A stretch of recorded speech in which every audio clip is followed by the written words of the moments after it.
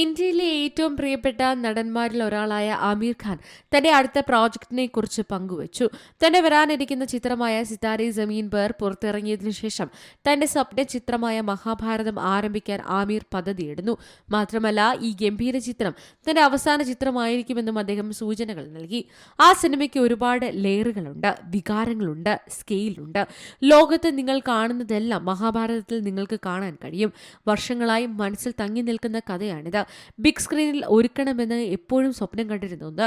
ഒരുപക്ഷെ ഈ സിനിമ ചെയ്തു കഴിഞ്ഞാൽ എനിക്ക് മറ്റൊന്നും ചെയ്യാനാകില്ല. കാസ്റ്റിംഗിനെ സംബന്ധിച്ചിടത്തോളം ചിത്രത്തിൽ താൻ തന്നെ പ്രത്യക്ഷപ്പെടുമോ എന്ന് ഇതുവരെ തീരുമാനിച്ചിട്ടില്ലെന്ന് ആമീർ ഖാൻ പറഞ്ഞു. ഏത് ഭാഗത്തിന് അനുയോജ്യനാണെന്ന് അടിസ്ഥാനമാക്കി ആരൊക്കെ അഭിനയിക്കേണ്ടതെന്ന് നമുക്ക് നോക്കാമെന്നാണ് ആമീർ ഖാൻ പറഞ്ഞത്.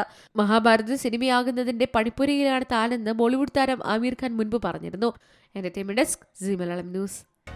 പുതിയ വാർത്തകളും വിശേഷങ്ങളും ഇനി വിരൽ തുമ്പിൽ എല്ലാ ഡിജിറ്റൽ പ്ലാറ്റ്ഫോമുകളിലും ഇപ്പോൾ സീ മലയാളം ന്യൂസ് ലഭ്യം.